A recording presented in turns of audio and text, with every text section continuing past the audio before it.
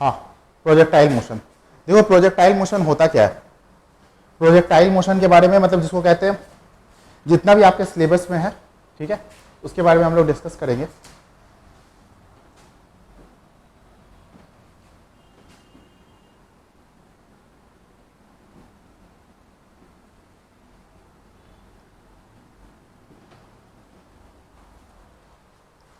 हमने कोई भी एक स्टोन को लिया, ठीक है, और ऊपर की तरफ थ्रो किया, याद रखना सिर्फ उसके पास क्या है, इनिशियल वेलोसिटी है, सिर्फ उसके पास क्या है, इनिशियल वेलोसिटी है। तो देखो वो स्टोन कैसे जाएगा, फिर धीरे धीरे धीरे धीरे धीरे नीचे को आएगा, ठीक है। अब अगर हम लोग बात करें, अगर मान लेते हैं u वेलोसिटी से भेजा है, मैंने क्या किया है, u वेलोसिटी के साथ थ्रो किया है, तो मुझे बताओ, हमने लास्ट क्लास में इतना तो सीख ही लिया है कि इसका दो कंपोनेंट बनेगा, क्या क्या बनेगा, ये क्या होगा, ux होगा, और ये क्या होगा, uy होगा। यहां तक हमने पढ़ रखा है। तो सबसे पहले लिखो what is projectile motion.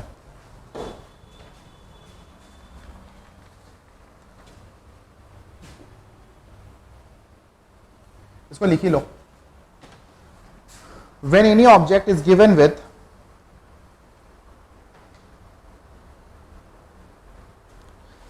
with some velocity,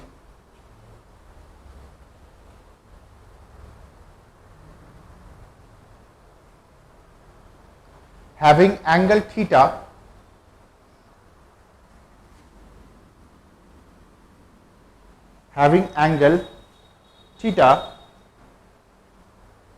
with horizontal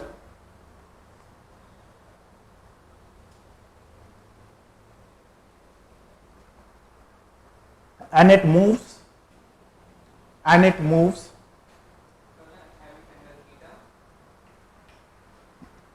angle theta with horizontal and it moves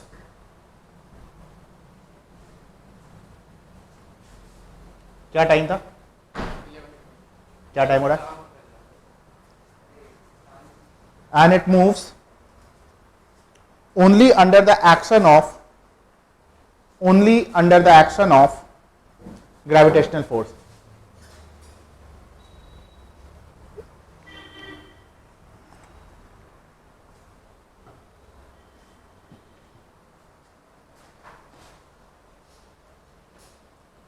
अब देखो, ये जब हमने ऐसे थ्रो किया, तो ये एक पाथ बन रहा है, ठीक है। इस पाथ को हम लोग क्या बोलते हैं, इस पाथ को हम लोग बोलते हैं पैराबोला। तो एक पॉइंटर लिखना वहां पे, the path of projectile motion is parabola.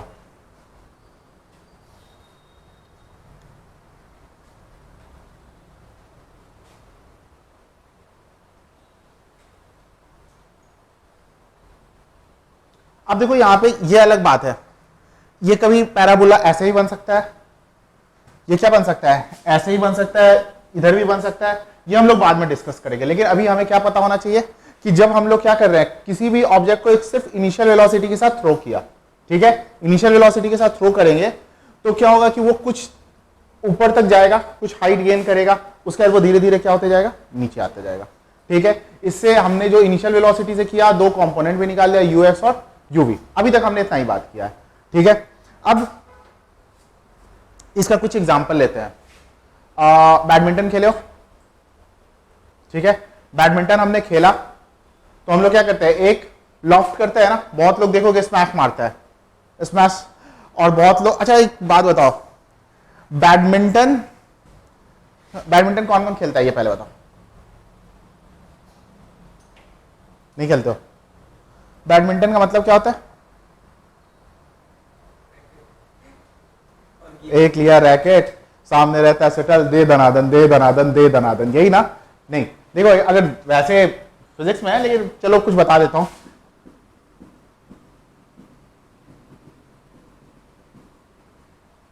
Bad का मतलब खराब, मेंटेन का मतलब intention, the game which you are playing with bad intention, खराब नियत के साथ खेल रहे हो। उसमें क्या होता है, ध्यान देना, कभी कभी ऐसे करते हो, ऐसे करोगे बैडमिंटन खेलते टाइम कि आप नेट पे खेल रहे हो और क्या करते हो, पीछे की तरफ कर देते हैं। मतलब कि हम लोग सामने वाले को क्या देते हैं, धोखा देते हैं। कभी देखना क्या करते हो, इस कॉर्नर में खेलना है लेकिन खेल जाते हो इधर, तो हम लोग क्या कर रहे हैं सामने वाले को, तो इसको ऐसे बोलते हैं। छोड़ो हटाओ, अब हम लोग बात करते हैं अपने प्रोजेक्टाइल पे। प्रोजेक्टाइल पे जब बात कर रहे हैं तो देखो क्या करते हैं हम लोग, लॉफ्ट करते हैं। लॉफ्ट करते हैं, लॉफ्ट करते हैं तो वो शटल या कॉर्क जो भी बोलो क्या होता है, कुछ तक किया और उसके बाद नीचे की तरफ, समझ लो हमने क्या दिया था, इनिशियल वेलोसिटी दिया था। फिर वो क्या हो रहा है, इसके भी दो कंपोनेंट निकलेंगे। बात समझ में आ रही है या नहीं? ठीक है, तो इसके एग्जांपल में लिख लेना बैडमिंटन या फिर, अच्छा मुझे एक बात बताओ कामरान, दिवाली में स्काई शॉट छोड़ते हैं, प्रोजेक्टाइल मोशन है या नहीं है? है? क्या लगता है आपको?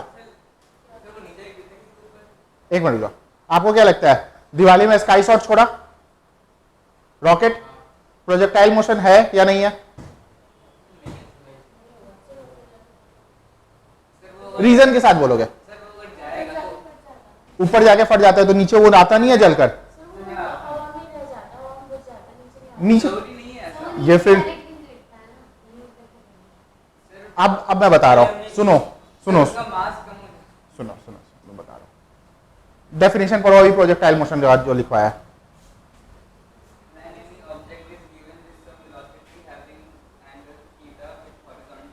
मैंने हमेशा भी बोला था कि हम लोग जो प्रोजेक्टाइल मोशन में थ्रो करते हैं सिर्फ एक वेलोसिटी होता है, लेकिन यहां पे फोर्स होता है। ध्यान देना, स्काई शॉट पे हम लोग नीचे क्या करते हैं, आग लगा, तभी तो ऊपर जाता है, वरना ऐसे चला जाता है। अब मुझे बताओ स्काई शॉट पे मैंने आग नहीं लगाया और ऐसे लेके ऐसे मैं फेंक रहा हूं, अब ये प्रोजेक्टाइल मोशन है या नहीं है? अब है। समझ में आ गया? प्रोजेक्टाइल मोशन में सिर्फ हमारा इनिशियल वेलोसिटी होना चाहिए, उसके ज्यादा कुछ नहीं। चलो आगे लिखो, सम कंडीशंस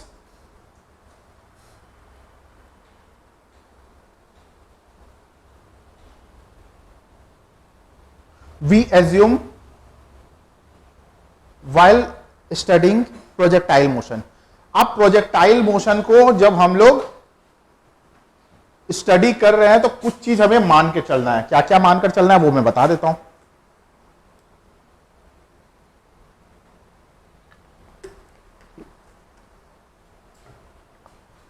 सबसे पहली बात, there is no air resistance। ये हम लोग मान के चल रहे हैं।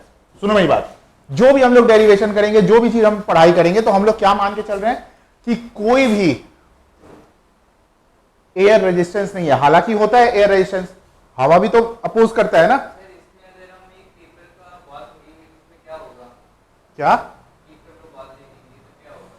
आप प्रैक्टिकली सोचो, बॉल पेपर फेंक रहे हैं तो क्या करेगा, एयर रेजिस्टेंस है। लेकिन जो हम लोग रीड कर रहे हैं, जो हम लोग पढ़ेंगे, उसमें हम लोग एयर रेजिस्टेंस का कोई भी जगह नहीं मानते, कंसीडर नहीं करते। ठीक है, समझ रहे हो बात को? तो जब हम लोग डिस्कस भी करेंगे तो वहां पे कोई भी ऐसा बात नहीं आना चाहिए कि सर एयर पे इतना अपोज करेगा, ये करेगा, वो करेगा, ऐसा कुछ भी नहीं आना चाहिए। Second, value of G is constant. Value of G is constant।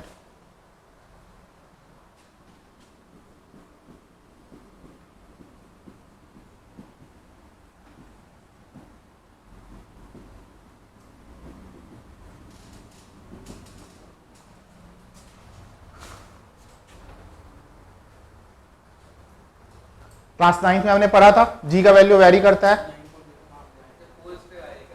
Poles पे बस वेरी करता है। बीच को क्या बोलते हैं? हाँ, तो कहां से कहां तक वेरी करता है? 10 तक तो वेरी करता है। लेकिन हम लोग मान के चलेंगे क्या कि भाई जी जो है वो क्या है, कांस्टेंट है। ध्यान से जो जो कंडीशन बता रहा हूं उसको बिल्कुल समझते जाओ। Third, earth is flat.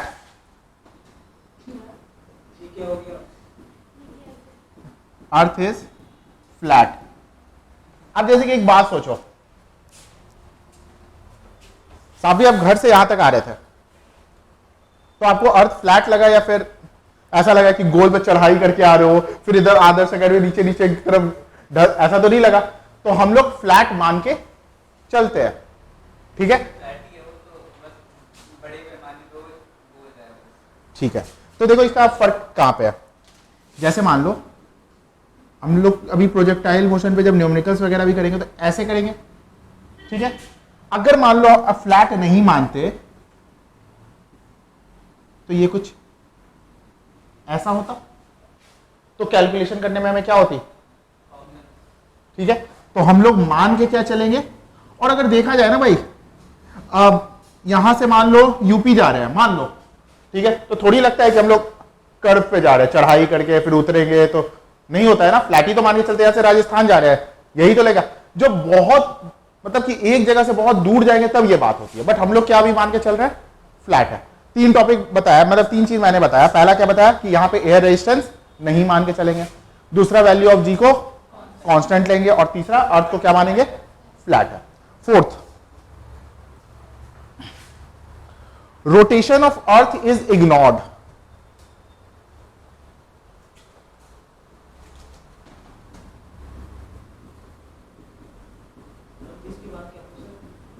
Rotation of earth is ignored.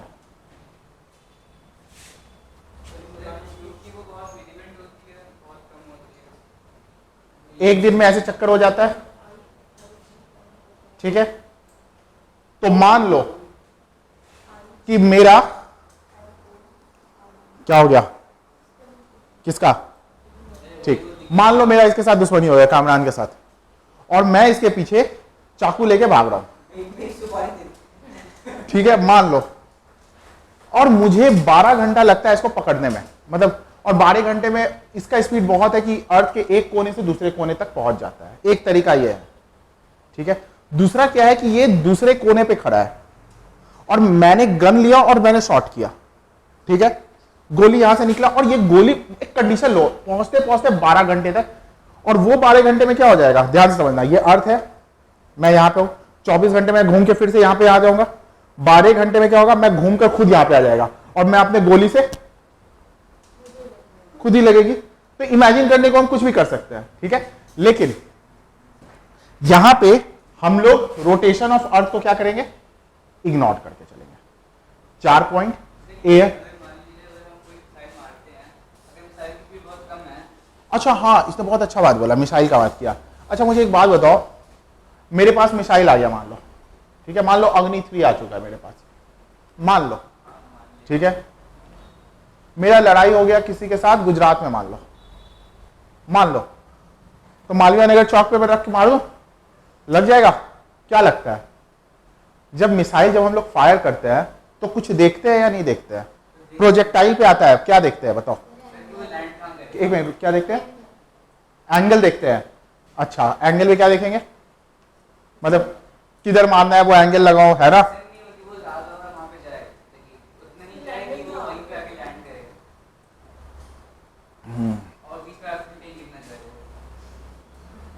बीच में कहीं और है ना, ऐसा नहीं कि क्या कहते हैं, हमारा दूसरे देश में, बीच में किसी और देश पे निकला, 2 जगह का आर्मी हमला कर दिया, है ना। तो भाई देखो, हमेशा हम लोग रोटेशन ऑफ अर्थ को कंसीडर करते हैं।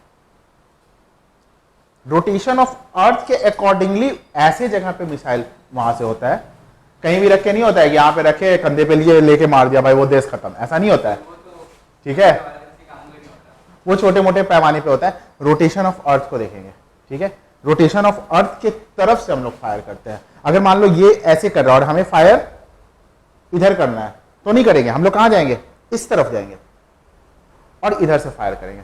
क्या ये धीरे धीरे आगे की चीजें छोड़ो, अभी यहां तक बात समझ में आ गया। 4 चीज है, क्या क्या है, पहला कि हम लोग एयर रेजिस्टेंस को कंसीडर नहीं करेंगे, दूसरा क्या है, हाँ ज्यादा फोर्स मिले, अरे बहुत वो वाली बात है, बचपन में बैडमिंटन खेल रहे हो और इधर से मान लो हवा चल रही है, तो नहीं होता इधर से हम लोग अगर मान लो किया तो क्या होता है कि ज्यादा दूर नहीं जाती है ना। और अगर मान लो इधर से हवा चल रही है और हल्का सा टच करोगे तो हमेशा आउट में चला जाता है, होता है ना ऐसा। Badminton is a indoor game और आउटडोर गेम? आउटडोर है। मुझे इतना नहीं पता, मैं एक बात बोलूंगा, आउटडोर ही खेला है बस, इंडोर में खेला नहीं है सर। इंडोर ही प्रोफेशनल भी होता है इंडोर से बाहर तो एक ही है।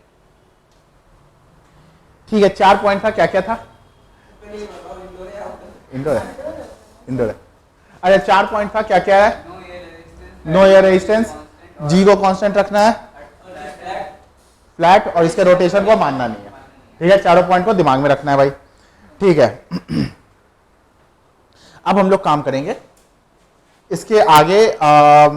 हमें काम करना है, लेकिन पहले काम करेंगे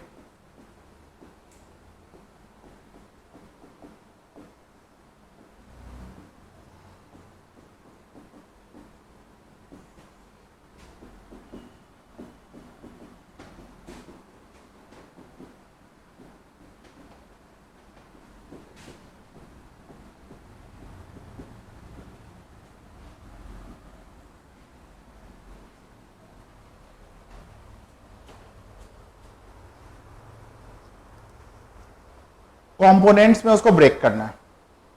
ठीक है, अब देखो वेक्टर, ये अगर मान लो एक वेक्टर है और इसका नाम मैंने दे दिया ए वेक्टर, इसको कंपोनेंट में ब्रेक करना है। तो देखो कैसे करेंगे, ध्यान से समझना। मैंने एक वेक्टर ऐसे लिया और एक वेक्टर किधर ले लेंगे, इधर को ले लेंगे। बता रहा हूं वही बता रहा हूं। और इसके बीच का एंगल कितना है, मान लो थीटा। थीटा के साथ वाला क्या होता है, कॉस थीटा, हमेशा याद रखना है। तो ये हमारा क्या हो गया, ए वेक्टर। नहीं नहीं नहीं नहीं नहीं, ऐसा कुछ भी नहीं है, कुछ भी नहीं है। ये क्या हो जाएगा, ए वेक्टर साइन थीटा। अभी 2-4 एग्जांपल दे रहा हूं, क्लियर हो जाएगा। अगर ये है, ठीक है, ये एग्जांपल नंबर 1 था। अच्छा, फिर मैंने वही दे दिया क्या? मान लो ये है एक वेक्टर। अब इसको करना है, हम लोग कैसे करेंगे भाई?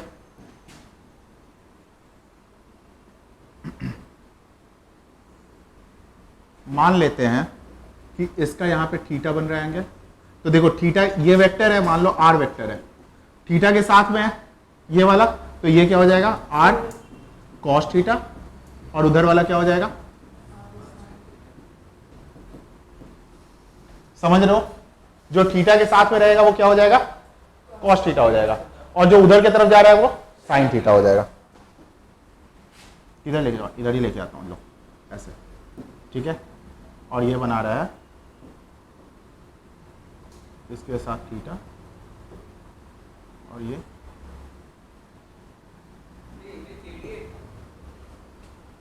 ये देखो क्या है, थीटा के साथ में है, तो ये मान लो इसको बी मान लेते हैं, तो ये क्या हो जाएगा, बी कॉस थीटा, और ये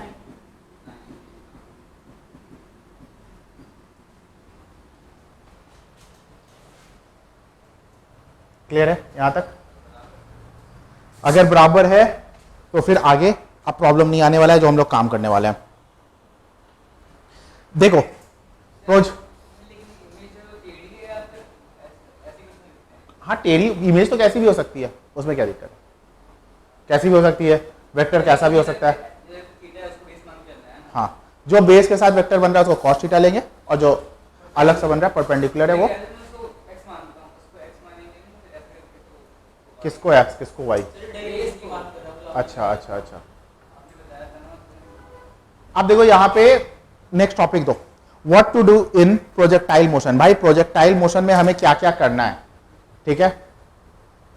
सबसे पहला काम जो है, हाँ ये लिखना है, हाँ बिल्कुल लिखना है, लिख लो।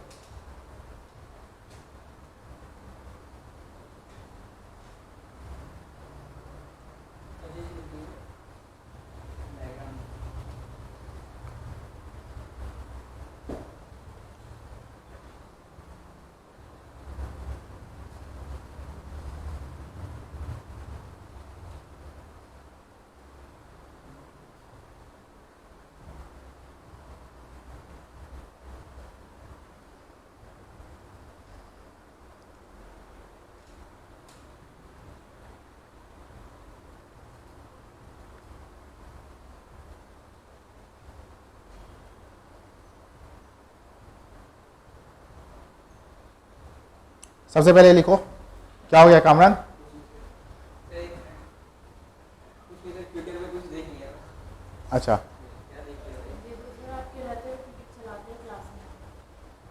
हाँ नहीं सर रख रहा हूँ पहला लिखो, हमें एक करना है mathematical proof of parabolic path. Topic क्या था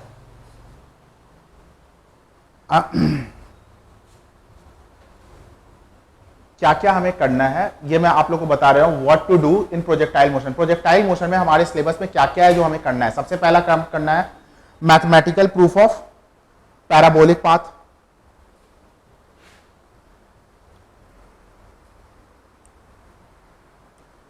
सेकंड करना है time of life. Time of life देखो इसको कहते हैं, यहां से मैंने किसी वेलोसिटी के साथ थ्रो किया, अब ये क्या है, अभी ये हवा में है, चलते गया चलते गया चलते गया, बिफोर लैंडिंग, ठीक है, बिफोर लैंडिंग ये कहां है, एयर में है। तो जितने समय तक ये एयर में रहा है इसको क्या बोलेंगे, टाइम ऑफ लाइफ। ठीक है, हाँ सब लो पहले, ठीक है, बस क्या आपने मैथमेटिकल प्रूफ किया वे अभी प्रूफ करना है एक, ठीक है। मैंने क्या बोला कि प्रोजेक्टाइल मोशन में हमारे सिलेबस में क्या क्या है। तो पहला चीज है कि हमें पैराबोलिक पाथ होता है, इसका क्या प्रूफ है, तो उसको हमें प्रूफ करना है, ठीक है। दूसरा क्या है कि पैराबोलिक ये जो पाथ है ये कितनी देर तक ये जो ऑब्जेक्ट है वो एयर में रहेगा, ठीक है, वो फाइंड करना है। तीसरा क्या है, मैक्सिमम हाइट। मैक्सिमम हाइट कौन सा होगा, ये वाला होगा, इसका बिल्कुल टॉप पे ये मैक्सिमम हाइट होगा। तो मैक्सिमम हाइट कहां तक जाता है वो फाइंड करना है। और चौथा क्या है, रेंज। रेंज बोले तो ये एक्स कहां तक जाता है ये फाइंड करना है। ये चार काम हमें प्रोजेक्टाइल मोशन में फाइंड करना है।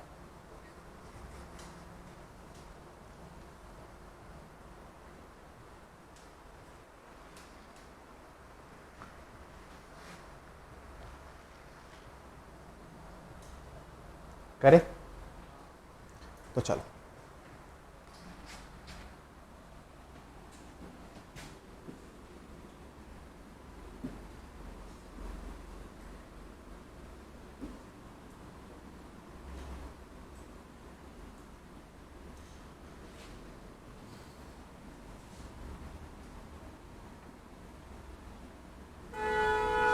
बता भाई ये क्या हो जाएगा, ux। अगर ये वेलोसिटी u है तो ये क्या हो जाएगा, ux। और ये क्या हो जाएगा,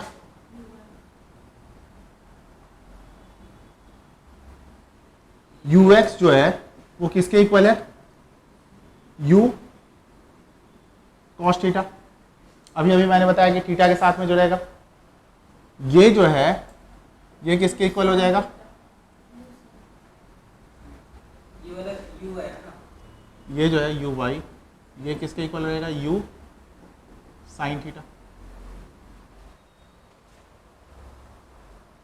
ठीक, अब ये डिस्प्लेसमेंट कहां तक किया है, x तक किया है।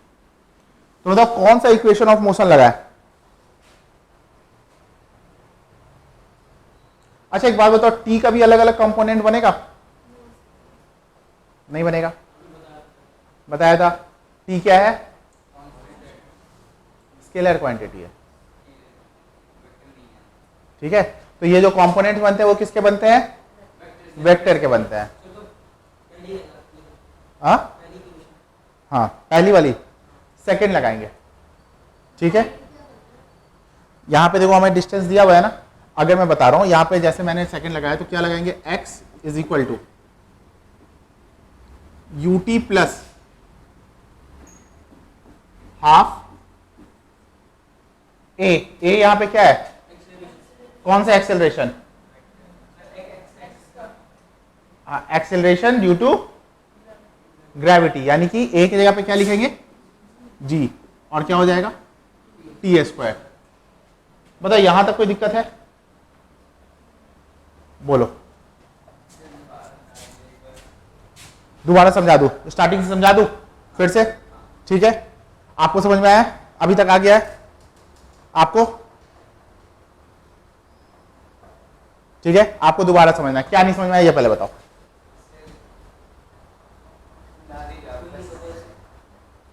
बोलो बोलो, क्या नहीं समझ में आया? कोई दिक्कत नहीं है, बोलो। चलिए आपने u cos थीटा लिया और u sin थीटा लिया। क्यों लिया? क्योंकि मैंने बोला एक वेलोसिटी से थ्रो कर रहा है, ठीक है, एक वेलोसिटी से थ्रो कर रहा है तो भाई कितना एंगल बना रहा है? थीटा बना रहा है।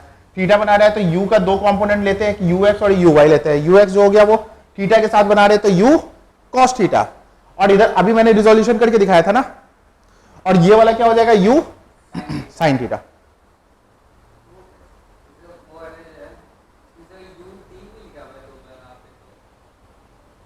हमारा सेकंड इक्वेशन ऑफ मोशन क्या होता है? s is equal to u t plus half a t square. अच्छा, यू एक्स लिखना चाहिए था आप, ठीक है। और कुछ? ठीक है। अच्छा मुझे बताओ, दो चीज और बता दो। यहां पे एक्सेलरेशन का आएगा तो एक्सेलरेशन को भी हम लोग दो पार्ट में डिवाइड करते हैं। इसको जो भी आंसर दे दिया मेरी तरफ से कुछ स्पेशल है उसके लिए मुझे बता दो ए एक्स और ए वाई, यानी एक्सेलरेशन एक्स एक्सिस के थ्रू और एक्सेलरेशन वाई एक्सिस के थ्रू, दोनों का वैल्यू क्या होगा ये बता दो। किस कहां पे कांस्टेंट रहेगा? हाँ, मैंने इन दोनों का वैल्यू पूछा है।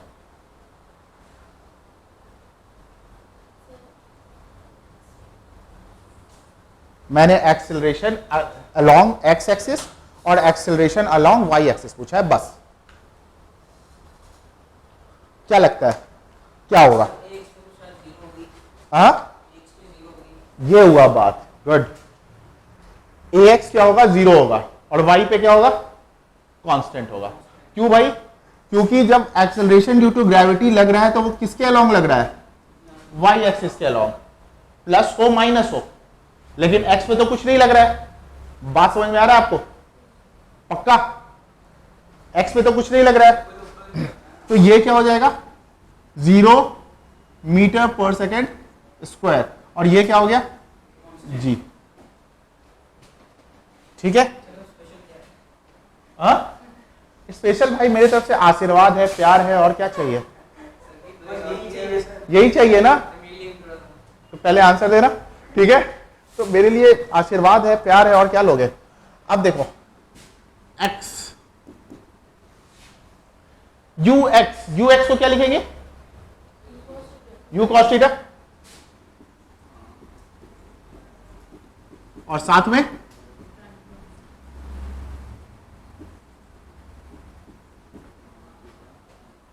बताओ कोई दिक्कत? मैं यहां से अगर t को निकालू तो t इक्वल टू क्या लिख सकता हूं? x अपॉन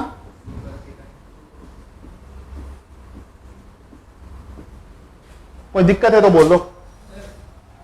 हाँ,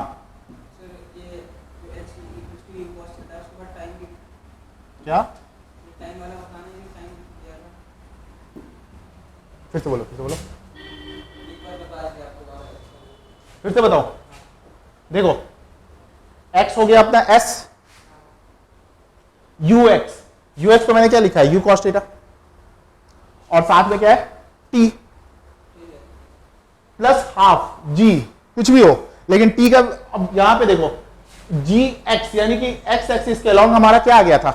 0 आ गया था, तो कुछ किसी चीज से ही मल्टीप्लाई करो वो तो 0 हो गया ना। तो भाई हमारा फाइनली क्या हो गया? x is equal to u cos t, तो t का वैल्यू क्या आ गया? x upon u cos theta. बताओ भाई कोई दिक्कत? समझ में आ रहा है? अब जरा निकालो, y का निकालो, तो y का करो, दिमाग लगाओ। y का क्या हो सकता है?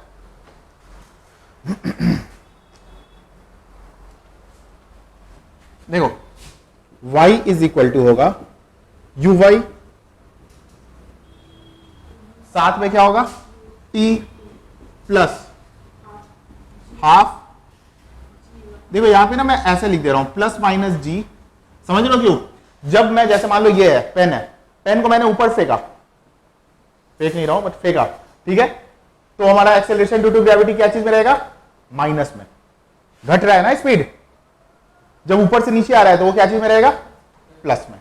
क्लास 9 का चीज है, पढ़ा है हमने, ठीक है। तो यहां पे मैं प्लस माइनस जी लिख रहा हूं, और साथ में क्या लिख दे रहा हूं? T square.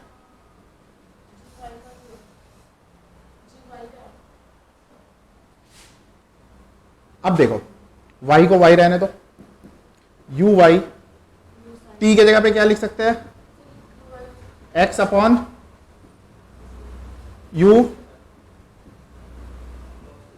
cos थीटा, ठीक, प्लस हाफ, प्लस माइनस यहां पे मैं लगा देता हूं प्लस माइनस, जी वाई का जी ही आएगा तो जी लिख दे रहा हूं, और टी स्क्वायर की जगह पे क्या लिख सकता हूं, x अपॉन u cos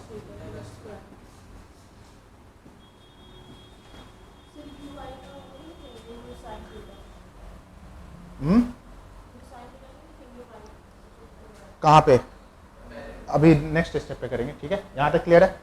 अब देखो y is equal to u y की जगह पे क्या लिख सकते हैं, u sine theta into x upon u cos theta plus minus half g x square u cos square theta. बताओ भाई कोई दिक्कत, दिक्कत है तो बता दो, दिक्कत है तो बता दो।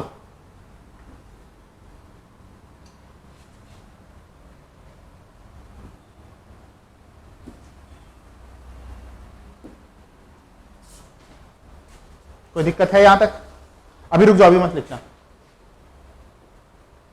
y की जगह पे मैं y लिख, अच्छा ये u इसके साथ कट गया, ठीक, y की जगह पे मैं y लिख रहा हूं, साइन अपॉन कॉस क्या हो गया, तो मैं लिख सकता हूं x tan थीटा, ठीक है। अच्छा मुझे बताओ, हाफ कांस्टेंट है, जब मैं पढ़ा रहा था तो मैंने बोला था g को हम लोग क्या कंसीडर करेंगे, कांस्टेंट करेंगे, ठीक है। u एक वेलोसिटी से मैंने फेंक दिया, यानी वो भी क्या है, एक कांस्टेंट वैल्यू है, और जिस एंगल से भेजा वो cos स्क्वायर भी क्या है, कांस्टेंट है, यानी कि क्या हो गया, सारे कांस्टेंट को मैं k मान के क्या लिख सकता हूं, k एक्स स्क्वायर। ये मैं लिख सकता हूं या नहीं लिख सकता हूं, देखो हाफ तो कांस्टेंट, g का वैल्यू मैंने स्टार्टिंग में बोला था कि हम लोग कांस्टेंट कंसीडर करेंगे, ठीक, u स्क्वायर जिस वेलोसिटी से मैंने किसी चीज को, किसी ऑब्जेक्ट को प्रोजेक्टाइल मोशन में भेजा वो तो कांस्टेंट ही है, ठीक है। अब क्या है, cos थीटा जिस एंगल से ही भेजा वो भी कांस्टेंट है, तो हमारा क्या आ गया, इस सारे कांस्टेंट को क्या मान लिया, k मान लिया, और साथ जब आप एक बार मैंने बॉल को थ्रो कर दिया, ऊपर नीचे एंगल चेंज करता रहेगा, नहीं करेगा ना, नहीं करेगा, ठीक है। तो फिर ये क्या हो गया, y is equal to x tan theta plus के एक्स स्क्वायर थीटा। अब ध्यान से समझो, जब, अच्छा जब पैराबोला बनता है ना, तो पैराबोला जो होता है वो ये होता है,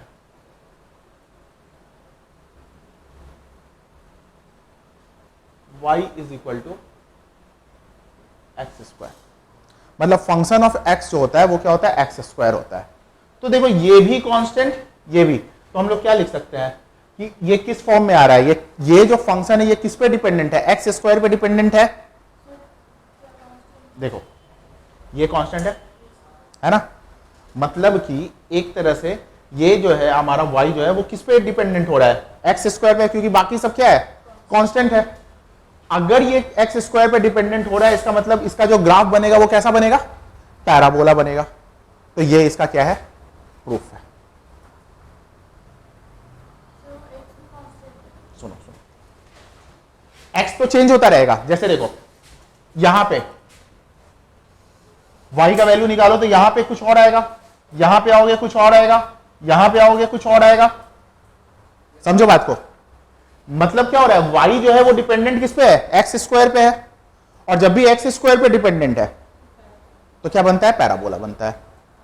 ये भी मैं भी करके दिखा देता हूं, ये भी मैं करके दिखा दूंगा कि कैसे बनता है, ठीक है।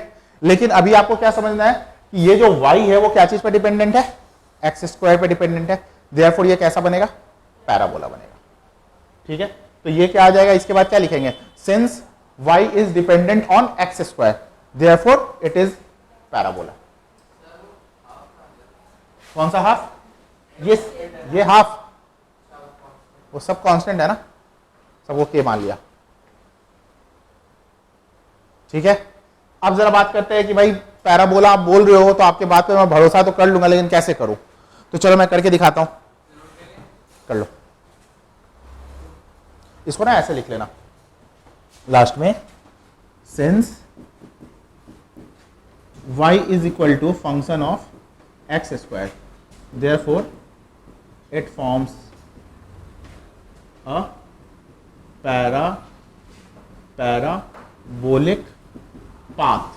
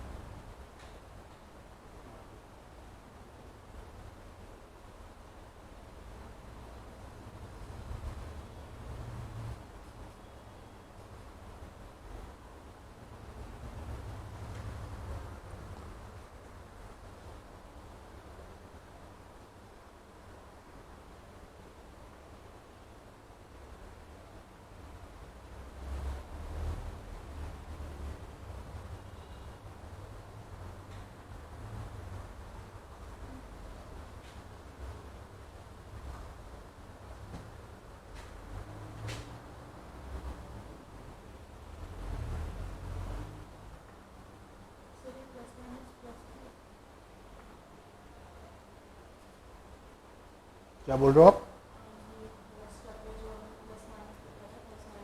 ये प्लस माइनस हाफ, हाँ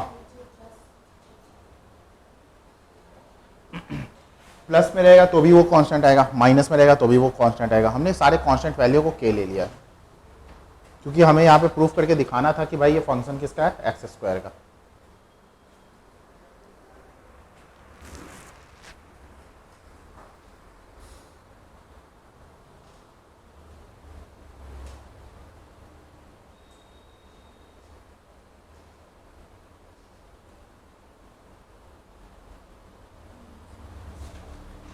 हो गया?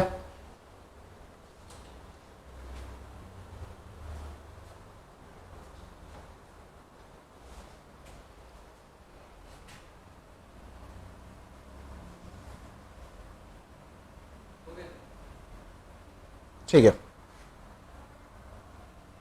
अब भाई देखो आप लोग बोल रहे हो कि एक्स स्क्वायर भाई पैराबोलिक कैसे होता है, तो एक बहुत ही छोटा सा ले लो example, y is equal to x square. क्या करते थे हम लोग? एक डब्बा बनाते थे,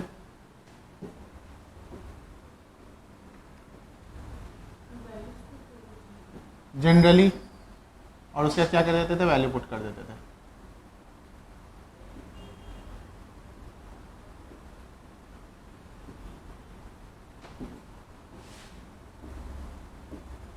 जीरो लोगे तो जीरो आएगा, -1 लोगे तो, एक मिनट, ये -1 लोगे तो 1, 1 लोगे तो 1, 2 लोगे तो 4, -2 लोगे तो 4।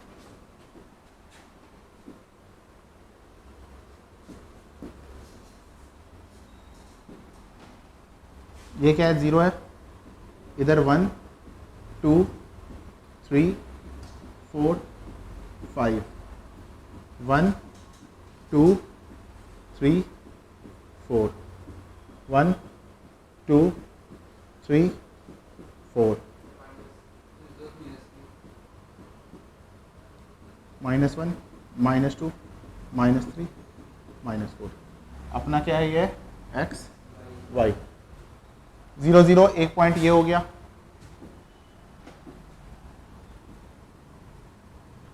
फिर -1 और 1 हमारा दूसरा पॉइंट 1 1 2 4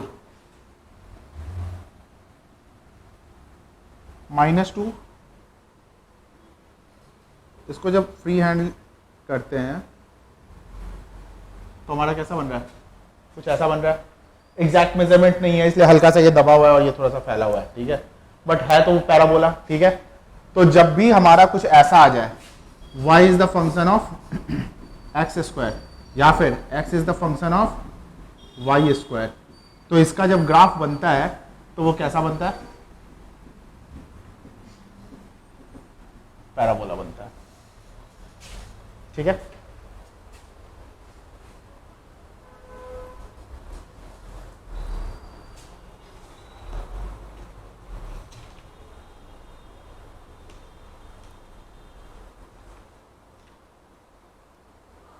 बाहर एक बुक है, लेके आना।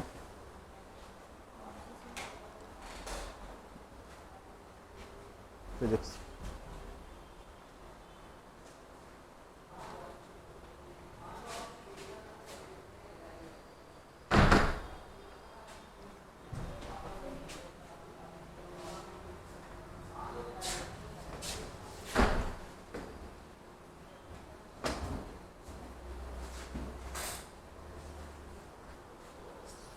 कुछ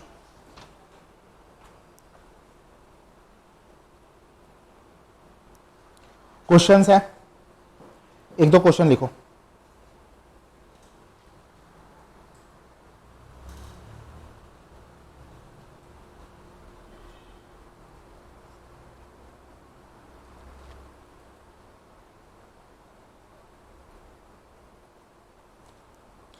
कल जो मैंने लास्ट क्लास में मैंने 2 क्वेश्चन करवाए थे आप लोग को, कंपोनेंट्स निकाल, है ना, किया था, आंसर आया, किया है,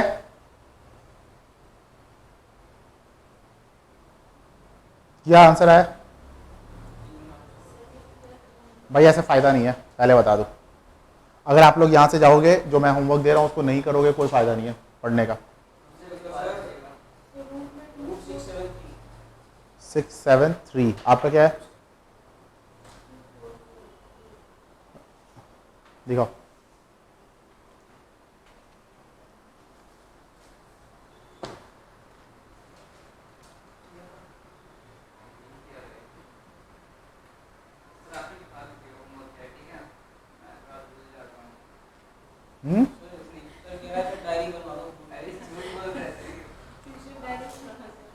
सिग्नेचर करवाऊं, जिस दिन नहीं करके आओ कंप्लेन लिख के दूं।